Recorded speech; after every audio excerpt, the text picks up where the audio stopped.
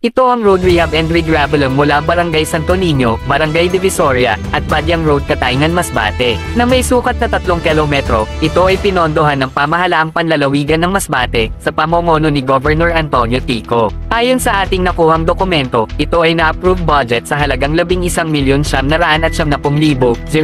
pesos, para sa road rehabilitation and regraveling sa naturang kalsada, na may construct cost naman ng 11,968,270. Ang naturang proyekto at ito ay naibidding noong March 28, 2023, at nai-award ito sa 4J Construction, na may contract ID number MP Infra 016-2023. At ayon sa ating nakuhang dokumento, ang road rehabilitation and regraveling mula Barangay Santo Niño, Barangay Divisoria, Badyang Road ay nagsimula noong April 4, 2023 at tatapusan lamang ito sa 6 na araw. At noong April 10, 2023 ay agad naman itong nagsumiti ng 100% completion. Ang 4J Construction.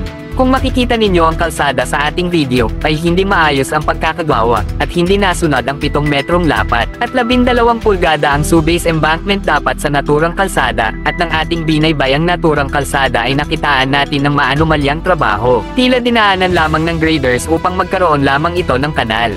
At minabuti pa nating pasukin ang Barangay Divisoria, at dito na natin hinanap ang Badyang Road, ngunit ayon sa mga residente ay wala naman kalsada patungong Badyang. Nung may ituro ang mga residente ng Divisoria, ay ito ang tumambad sa atin na dating kalsada papuntang Badyang. Para masagot ang ating mga katanungan, ay naghanap tayo ng mga residente na pwede pagtanungan. Narito ang ating pakikipag-usap. Ano ini, Divisoria na ini?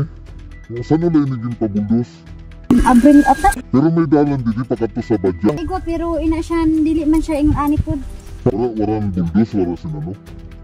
So kung mapabadyang ka mo din man maagi. Dito. Ang matalibod pa. So wala din yung Divisoria pakato sa Badyang. Pero may dalan. Dan pero sa bakantihan. At ayon sa ming residente ay wala namang rehabilitation and regraveling noong April 4, 2023, at wala rin namang nakitang mga heavy equipment na pumasok sa kanilang barangay maliban sa isang grader at isang truck para sa naturang proyekto. Atin ring napag-alaman na nitong April 2024 pumasok ang isang grader at isang truck para mag-dump ng bato at sinabayan ng grader para mapatag ang mga itinamba na anapog. Ang 4J Construction ay nagmamayari lamang ito ng isang water truck or pump, isang dump truck, isang road grader, isang backhoe, isang bulldozer, at hand tools. Ito lamang ang pagmamayari ng 4J Construction. Ang naturang constructed ay hindi sana ito kwalipikado sa naturang proyekto. Ayon sa kanilang mga gagamitin sa rehabilitation and regraveling ay ang mga sumusunod tulad ng 12 bulldozer sa 2 araw, 12 payloader sa 2 araw, 12 backhoe sa 2 araw, 12 road grader sa 6 na araw, 12 road roller sa 6 na araw, 12 dump truck sa 2 araw, at 12 water truck sa 6 na araw.